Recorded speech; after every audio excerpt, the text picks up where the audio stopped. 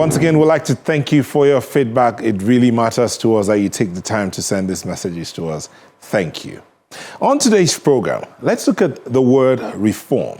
It has been very common in Nigeria's socio-political space. Most times, it occurs when an error is perceived in different areas of life. Recently, that word and the weight it carries came to the fore when the President Bola Tinubu administration announced plans to adopt and implement certain portions of the Steve Oronsaye report, a document that has been the subject of many debate. Now, according to the statement from the presidency, when the implementation is done, there will be fewer ministries, departments, and agencies. However, there have been multiple and mixed reactions to that directive. Meanwhile, the Bureau of Public Service Reforms, BPSR, is the agency in this country responsible for initiating, coordinating, and implementing public service reforms initiatives in the bid to boost efficiency, effectiveness, and transparency in the Nigerian public sector, just to enhance service delivery and governance. The question then is, how ready is the Bureau of Public Service Reforms for this directive to be followed through? Newsnight host Dr. Dasuki, the Director General of the Bureau of Public Service Reforms, who outlines the start of the entire reform process and how the President's directive will be carried out. Dr. Dasuki, thank you for speaking to us on Newsnight. Thank you very much for having us. It is always a pleasure to talk to you. Indirectly, that is giving us an opportunity to talk to Nigerians. Thank you very much. Thank you again. We'll hit the ground running. I mean, you heard the president talk about implementation of the Oronsaye report. And a lot of people have been like, where is it coming from? What's going on? I'd like you to, let's start this conversation from there, because that's like the burning thing. We'll still come back, I'm sure, but let's start it from there. So how is it that you've seen the Oronsaye report, you've read through it, you've seen all that is required to reform the public sector in Nigeria? Talk to us about that. Well, thank you very much for coming up with this question, which is of interest to us and to Nigeria. It is of interest to us because we've managing it, we've been driving that process from the commencement to date. And why did we come up with Oronsaye committee in the first place? It was in response to the global call to address socio-economic problems facing nations, not only Nigeria. Like around that time, we had that call on government and institutions of government to improve the quality of service they render, reduce costs of governance, improve use of resources of the nation to the advantage of the citizens of the countries. Now, not only Nigeria, many other countries had come up around that time with solutions and ideas on what they needed to do. But of course, Nigeria being a democracy with a very large population, about 220, 210 million, government said, estimated. Let's set up a committee. And that committee came into existence.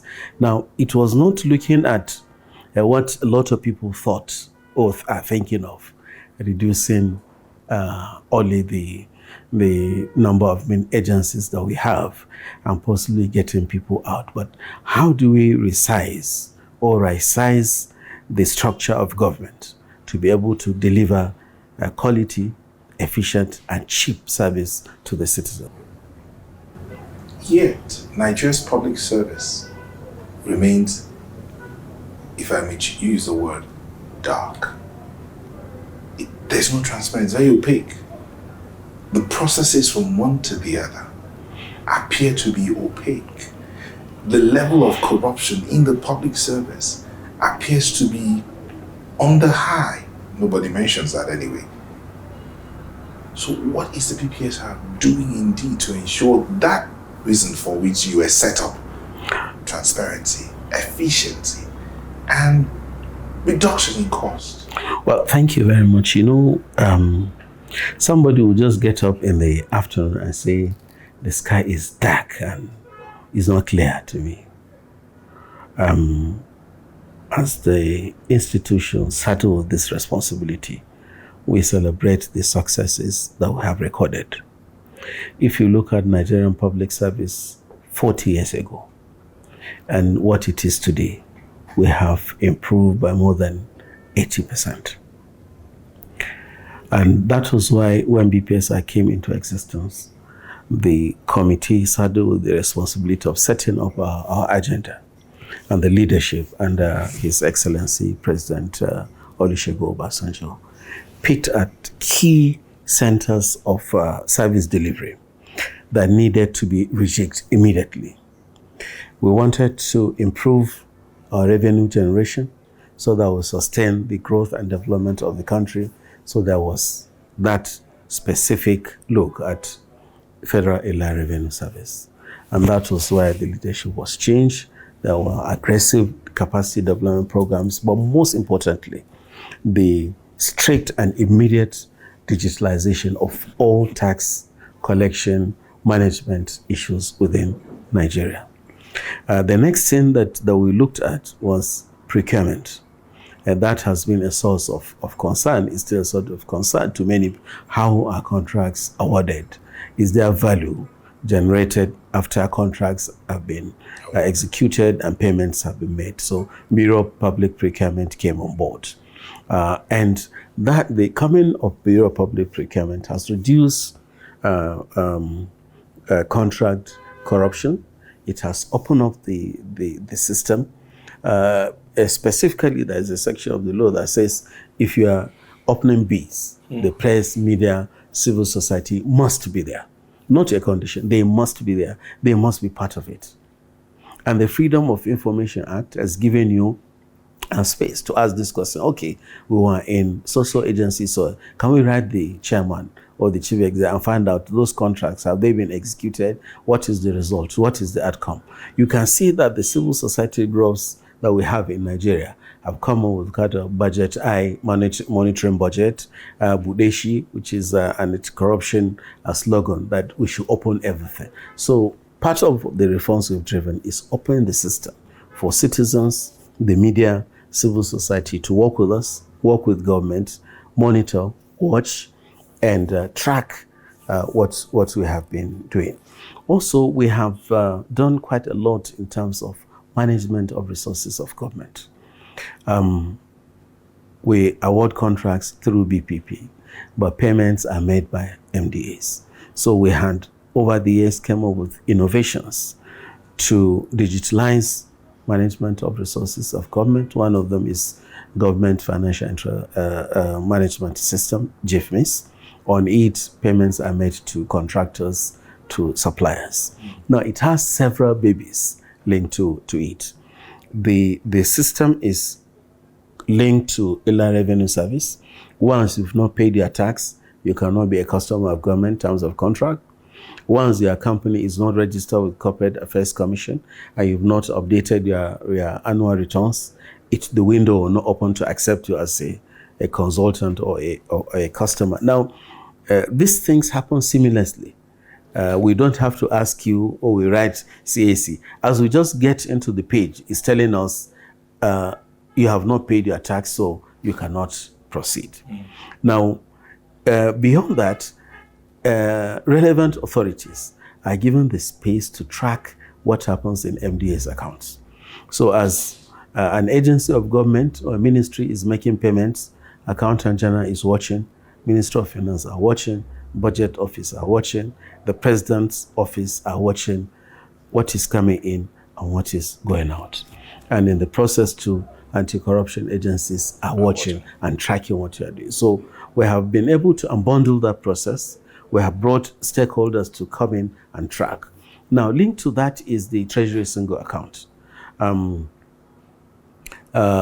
Manually, almost all establishments of government, especially revenue collection, have accounts. 20 in GT, 20 in Zenith, 20 in many other places. Now, with Treasury Single Account, all of them came into one pot.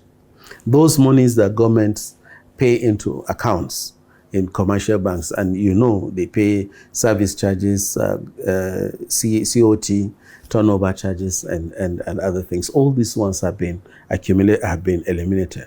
Now, I want to quote somebody that said government had reduced those expenditure by over ₦1 billion naira as at the time we came in. Over ₦1 billion naira reduced out of expenditure of government through the adoption of Treasury single account. Beyond that, it has given authorities the privilege to know if we have Nigeria Customs today that is expected to collect 200 million in a day. At the end of the day, we'll be able to know without anybody sending any report to us. Because as monies are getting in, those saddled with that responsibility of monitoring and tracking are seeing it. So corruption, under the table activities have reduced by more than 80% because yes, I'm coming because of that. Now, IPPIS has also helped in fighting and reducing corruption in terms of managing the database and the nominal role of government workers. At every point in time now, we'll be able to tell you that we have about 67,000 civil servants. We have about 2.7 million public servants on the payroll of FEDERA. So for the purpose of decision making, management of that pool of officers that you have, IPPIS has made it easy and simple for us. Before this time, you see people changing their date of first appointment, date of birth, and other things.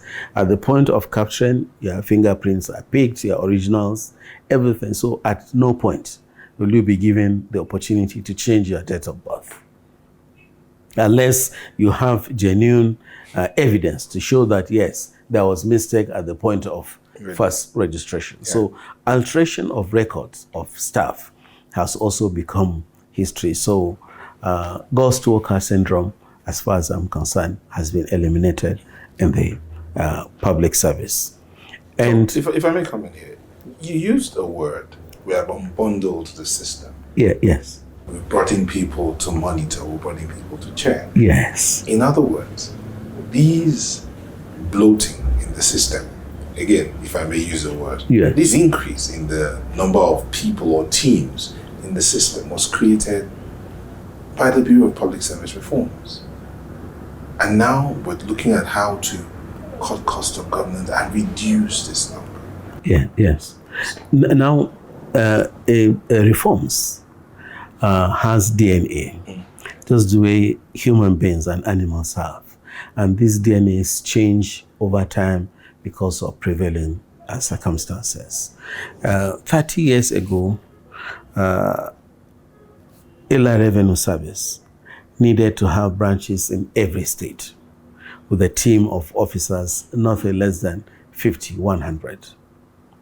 And today we're saying because of digitalization, you don't need to have 50 to 200 staff in every state because some of the activities are done online and the process is done online. So we can do it a certain number of categories of officers. Not because they are a nuisance to us, but changes that have taken place have rendered that initial decision ineffective now. And that is why we say that, and you see in the course of our discussion, some of the books that you see here and the reports that we have, results of the impact assessments and the perception surveys that we conduct. Virtually every year we do that, to have a feel of the reform initiatives that we have taken. How are people benefiting? What is the effectiveness or what are the results, positive or negative of those? And we get back to advise government that we need to do 1, 2, 3 to address that. Now, going back to the question you've asked me. Now, these innovations that we've driven in the public service have opened the system. And I must tell you, anywhere I go as a Nigerian, I'm very proud to be a public servant. I'm very proud to be part of that team that has driven these reforms that we have noticed in Nigeria. People in Nigeria may not accept what we are saying, but the results on ground are showing that we are working and we are improving. I always give this story. I went for a program somewhere outside Nigeria. And when I spoke about Nigeria, some people from South Africa said, no, it's not true. We had to arrange special meeting in my hotel room. We did. They were still not convinced. After 3 months, they wrote, they wanted to come, and I said they should not come to me. They should go to Minister of Finance, Accountant General, Auditor General, Budget Office, NCC, NIDA, and Galaxy.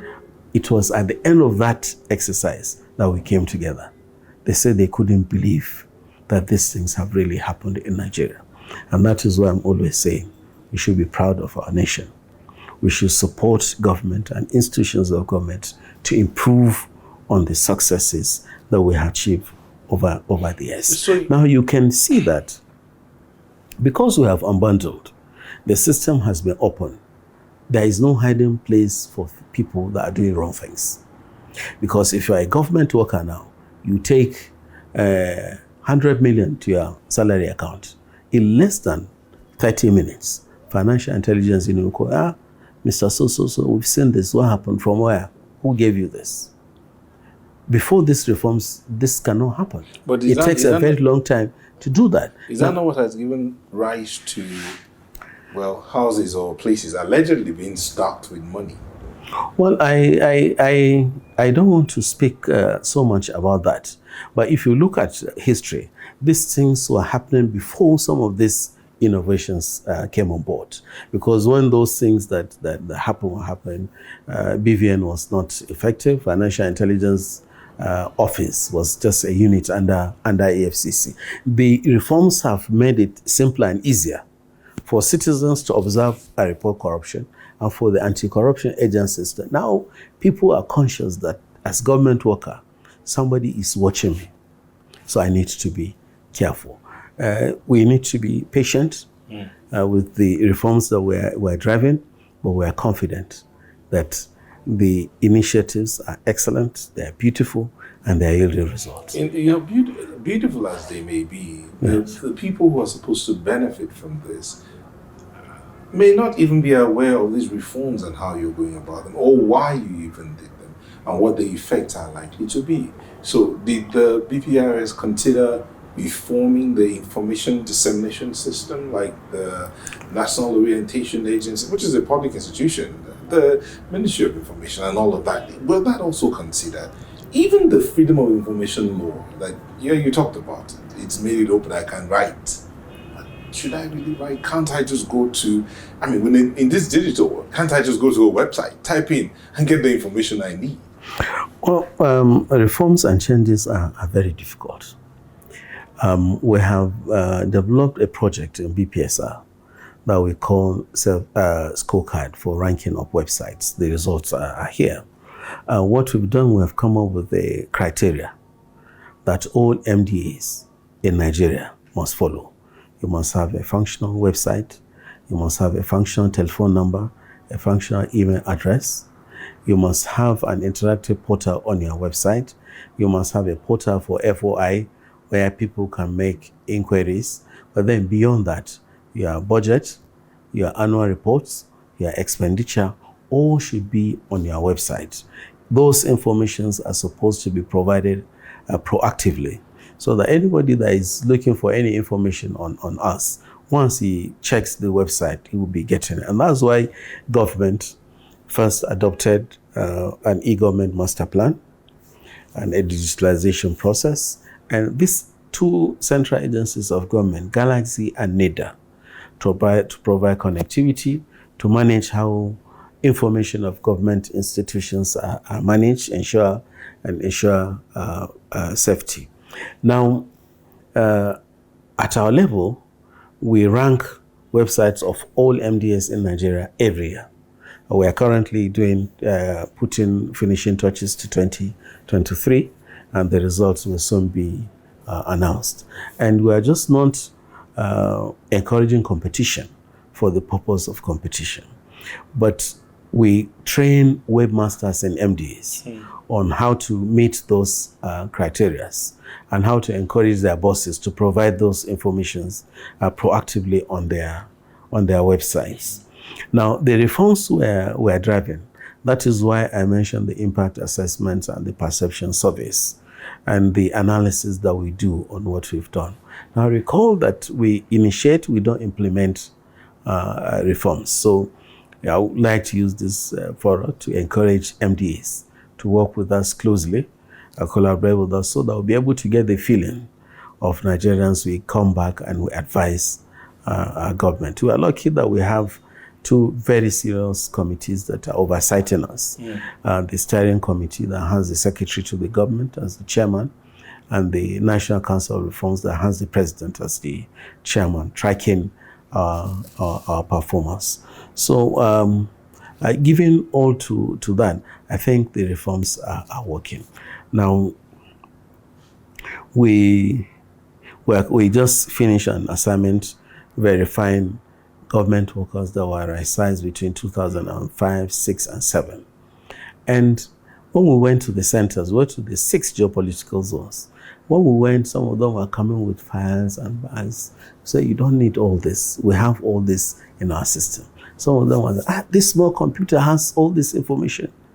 So yes, we have them. So people are really feeling the impact. But whether they take note and look at it is something else. But somebody like you that has been around this space, you know that 30 years ago, you can't come to me and talk to me. I will not even talk to you. Yes, I will not talk to you. But the system has been unbundled, and I'm compelled to talk to you and talk to the citizens on what I'm doing. How do you balance the reforms you put forth and the activities of the politicians? Because they come in once in 4 years. You guys have been here. And it's like your tenure, for instance, was just renewed. 5-year tenure. So you're here 10 years. The politician just spends 4 years and he goes. So how do you balance the reforms you put out and how the political class reacts to it? Okay, we try as much as we can to carry along the 3 tiers of government in all the work that we do. You can see we're very small in size, and all the work that we do, we have what we call interministerial task team, where we invite stakeholders from all sectors of the public service for the purpose of ownership. And when implementation comes, it will not look strange to them. So whatever we're crafting is a byproduct of collaboration between the 3 tiers of government. As an institution of government, every 3 years, we produce what we call the Compendium on Public Service Reforms, which is a totality of what has happened at the federal public service in terms of reforms, the initiatives, successes, changes, and next steps. Now, we have tried as an institution to build that bridge between us and the legislative arm of government, which is the political arm of government, and the politicians that you are referring to. And all of us have come to understand that we must reform, we must change, we must improve if we want to survive as a nation. And if we want the institutions that are holding the nation, the judiciary, the executive, and to be fit for purpose and deliver what is expected out of us. You can see what happened in Venezuela in 2016. The virtually rundown on the economy. Similar things started in Nigeria, with the value of currency, our currency to dollar just changing every second. And you can see, because we have institutions of government that are working, everybody is not sleeping, is working very hard to make sure that we control that trend. That means we're working together in the interest of the nation. When Newsnight returns, we ask Dr. Arabi what are the challenges that they've had to face in the implementation of reforms. We also ask him what the idea would look like by the time they're done with the president's directive.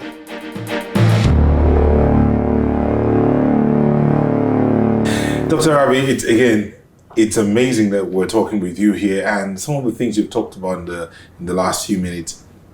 Thank you very much. Paint a picture of hope.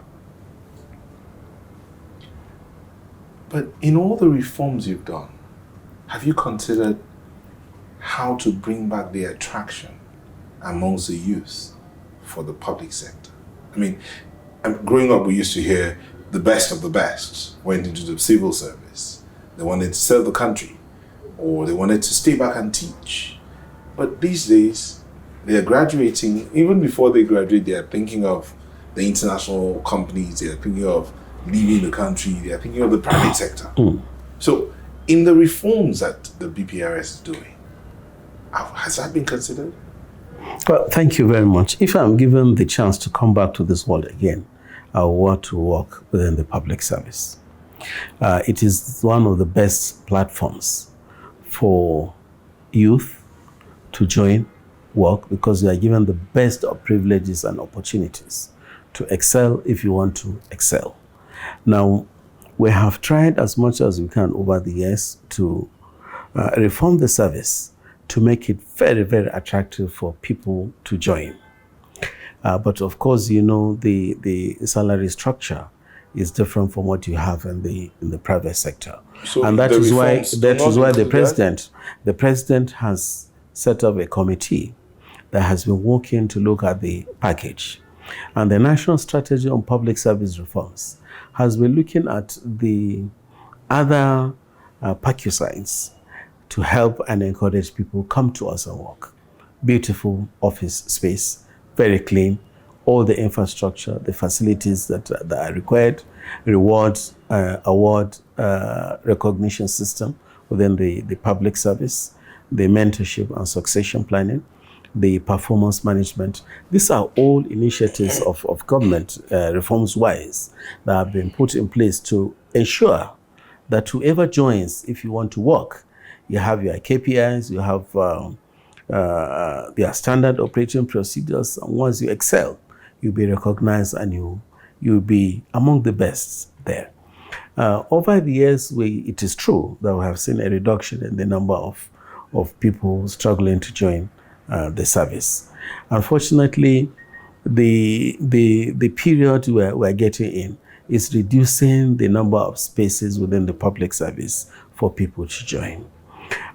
We have over 500 or so universities in Nigeria who graduate almost 5 to 10 million Nigerians every year. They cannot get into the service. I told you that we have about 65 to 70,000 civil servants in Nigeria. So a government or the civil service can just attract very few number of people. So they're attracting the few. Are they the best? Of course. Are they the best graduating? Well, to us, we may not say they are the best in Nigeria, but the selection process ensures that we get the best quality out of those that are applying. And I'm glad that we have one of us who is chairing the Federal Civil Service Commission.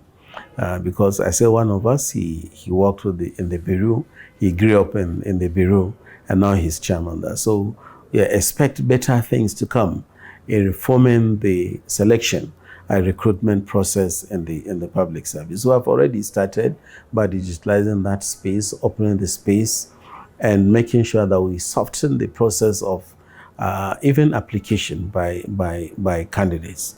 Now you go online, you submit your applications and you wait. And some of them that were called some years back were surprised. Oh, we sent this application many years. We didn't know that they are going to call us, and they were called. And I'm thinking that it is still one of the best places to go. And we're doing whatever it takes to open the system for the younger generation to join us. Now, Generation Z have gone very far in other parts of the country. In China's TV, I've seen Generation Z are taking positions of responsibility. That is equally happening within the public service. But we want to encourage more of those innovations. But talking about Nigeria, I'm not sure you remembered or you still recollect when you used this word. Reforms can be difficult to implement. Yes.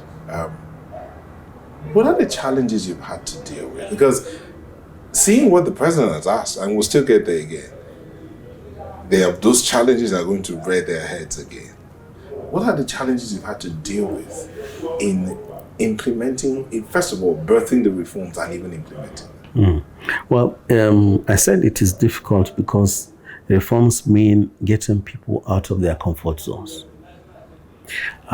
It's like a child. If you have a child and you say you must wake up every day 4 a.m. to pray, to him you are disrupting his nice sleep. To you, it's part of the training and meeting that spiritual condition. Get up and pray for me, for yourself, and you pray for good future for yourself. That is difficult, and that's why I use that analogy to cover the public service. You are telling people these things that you are doing are not good. Let's turn to this side, and some people are benefiting out of those things that happen on the other side. And linked to that is Pillar 4 of the National Strategy on Public Service Reforms that is looking at cultural reorientation, making people to understand that Nigeria first before me. And being in the public service is an opportunity to serve, improve the quality of life of Nigerians. And by at the end of the day, people will commend you, like you, and be talking about you in the next 1,000 years based on what you have done. Some of the challenges we have faced are around funding. Reforms all over the world are not funded by national budgets. And that's why you can see in our own case too, we started with the very mighty support by World Bank, IMF, and other development partners. Now they feel they have done enough and they have withdrawn, waiting for us to move on, Nigeria as a nation. So funding has been a very big challenge. But I don't like talking about that because we are not babies. As a bureau, we're about 20 years now, so we have grown. Sorry if I'm coming in. So they feel like they've done enough, Nigeria can move on. Yes. And start funding through its budget? Yes, that is their thinking. And wherever you find development partners coming, they expect you to provide some counterfunded support, funding, yes. Funding support to the projects and the programs. This is their thinking, and we're working very hard to get alternative sources of funding from civil society groups and other development partners who are struggling very hard to even get places where they can help and put in their monies. If you look at Rwanda, a very large percentage of their national budget is funded by development partners. Why not Nigeria? Another problem that we'll be facing is skill level and manpower to be able to implement the reforms that we have been driving over the years. They are quite technical, needing a lot of skills and expertise. And that is taking me to the question you asked me about management of information within the service. Working with the European Union, we have run quite a number of capacity development programs for information managers within the public service to be able to understand their roles, how important they are, and the need for them to provide the necessary information as at when due. Especially we have focused on them adopting the use of new media to provide information to Nigerians who are, by creation of history, we like stories, we like information. The younger percentage of Nigerians every day are on their tubes and handsets looking for information. So how do we take that opportunity to provide information to Nigerians? Now, going back to our question, funding has been a challenge to us. Another one is lack of cooperation.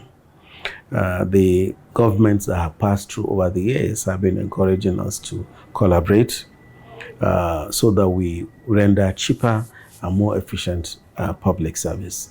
That has not been too smooth in the work we've been running over the years.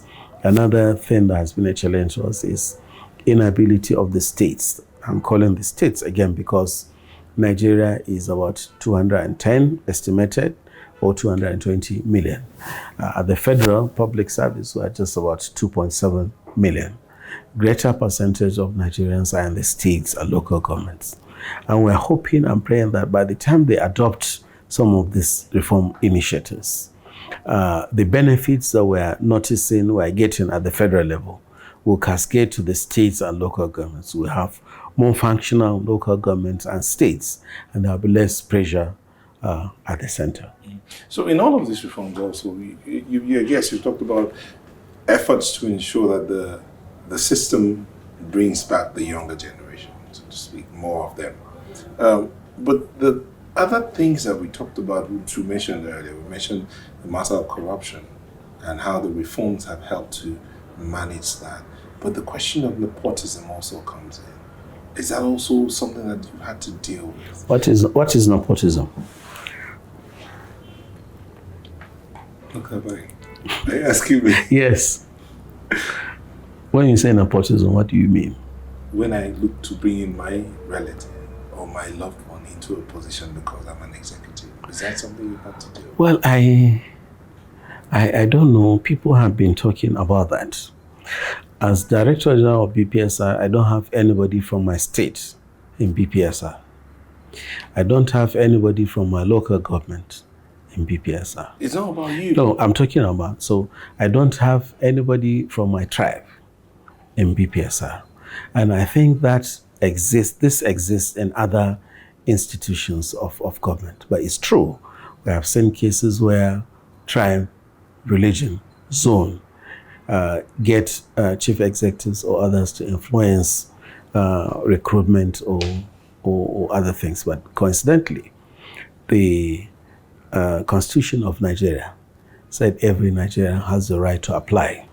And if he's qualified, he must be absorbed.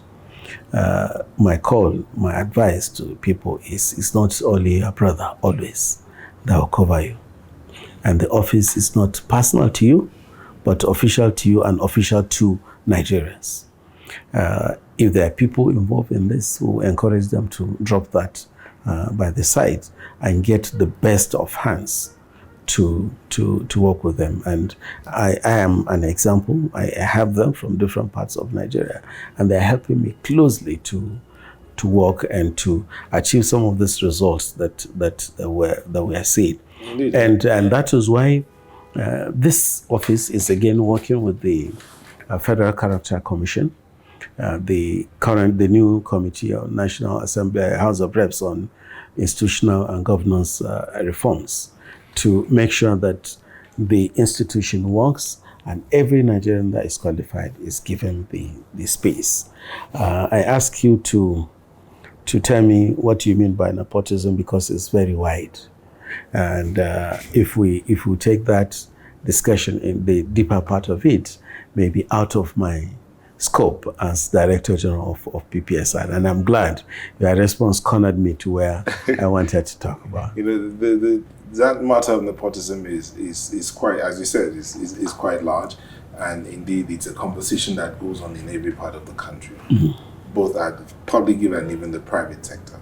But sticking with the private sector right now, we started out looking at the Oronsaye report. The president has said he wants the implementation of that report. Some people, there have been multiple reactions. I mean, some have said it's obsolete. Some have said implement the whole, because while you're looking at merging ministries, departments, and agencies, or removing some, that report contains what it'll take to cut down the cost of governance. So implement the whole. And you've told us here that you were part of the process that started this whole of this. So you are in the thick of it. Yes. So let's return there now. What is going on? Because some of the ministries and departments that are supposed to be scrapped or merged are products of law. Well, thank you very much. It's interesting that they were part of this, and we're glad to be part of it, because that's one of the reasons why this agency was established, to drive reforms and change. And we know that Nigerians have been quite concerned about the directive of His Excellency President Bola Ahmed Tinubu. But I want to tell you that implementing a reform white paper like Oronsaye is not something that can be done in 1 day, 2 days, 3 days, 3 months. If you had the advisor of the president say, for now, we're starting with this. 12 weeks. Yes. Starting with what? Starting with mergers of some agencies, scrapping some of them, dropping some establishments that are on national budget that should be off national budget. So we have started in piecemeal, and I'm confident that it will be implemented. Now, it's good you've asked that question, and I've said it severally. Government have said there will be little or no loss of jobs. So Nigerians should not be concerned with loss of jobs, workers, because they may not lose their position, their jobs. Possibly you may be moved from one comfortable office to another place, depending on what. So I don't want to provide additional details on this because there's a committee that will be inaugurated. So we're waiting for the president to inaugurate. And once the inauguration is made, we will be providing information on that. But as the Bureau, what we've done, because we have learned out of the 2006-7 reforms, that 3 or 4 things are very important and critical to the success of every initiative. 1, strategic plan. 2, strategic communication. 3, collaboration with the civil society and labor.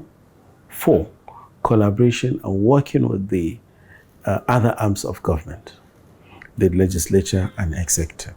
And that is why in the last reports that we have done, the last review, there is special preference, space given for government to, at the executive arm, to work with the legislative arm of government, because most of these organizations have legislative backing.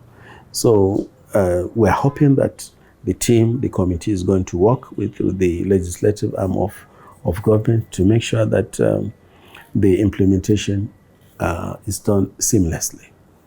And recall that government can change any decision taken at any point in time to meet the interests and the desire of citizens of the country.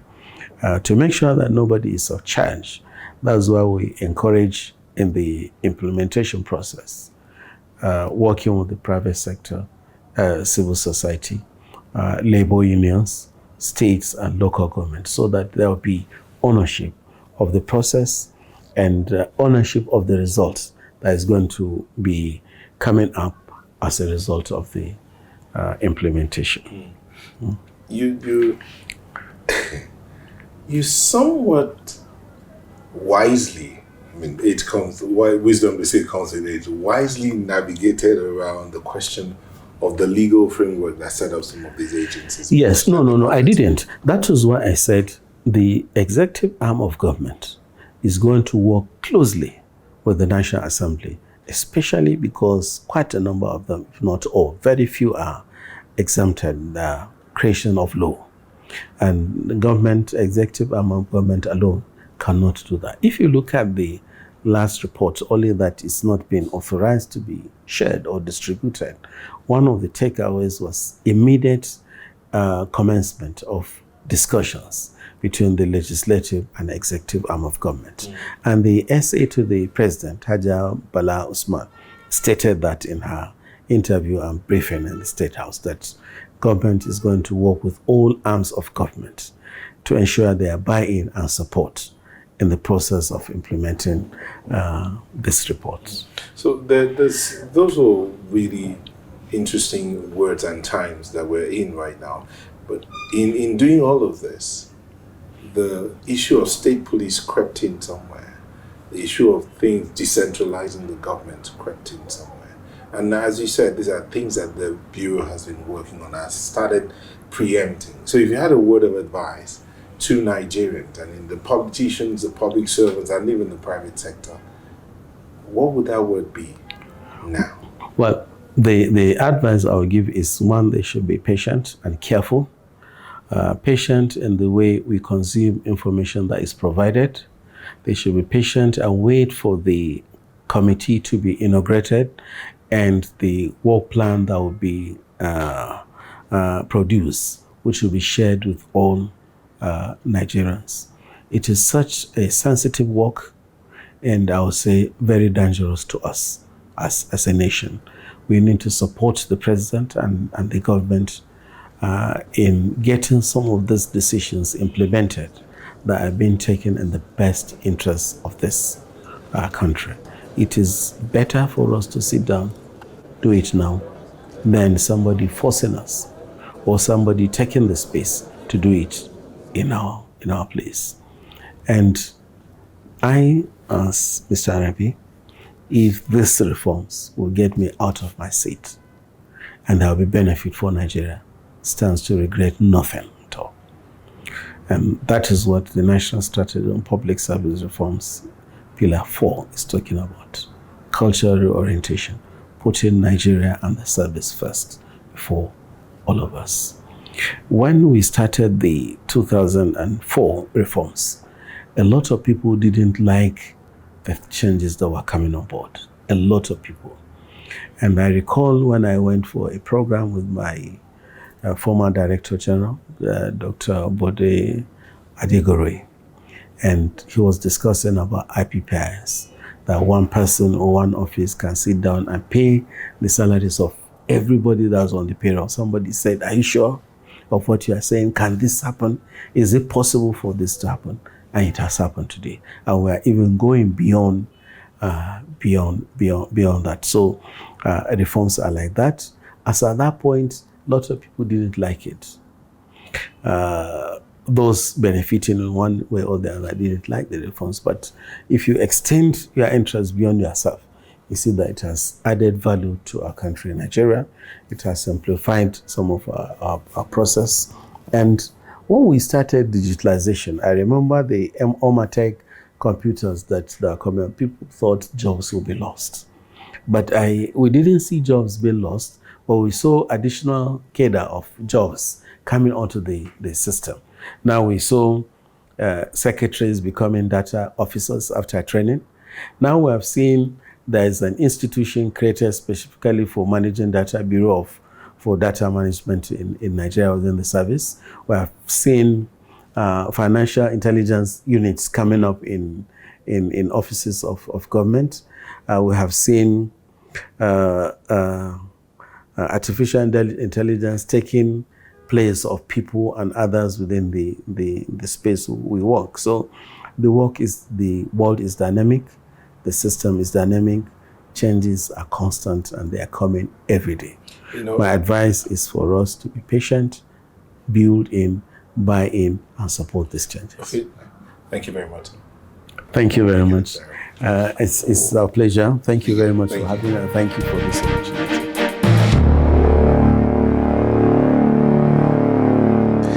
Whenever these conversations have to end, to tell you the truth, I am not too happy, because sometimes there is just that one more question you want to ask, but hey, we have to go. Thank you for letting us be a part of your day. We'll come your way again with another edition, but just know this, that you can be a part of the conversation. Send us a tweet, send us an email. Let's know what you think of this conversation, and we will let it come to the fore. Also, know this, you can watch this episode again and other episodes of Newsnight. Just go to our website, channelstv.com/Newsnight, and you'll be able to see the shows. Or just go to youtube.com/channelsweb to check out our playlist. It's all there, all the conversations we've had on Newsnight. But till we come your way again with another edition of the program, this is all saying bye-bye.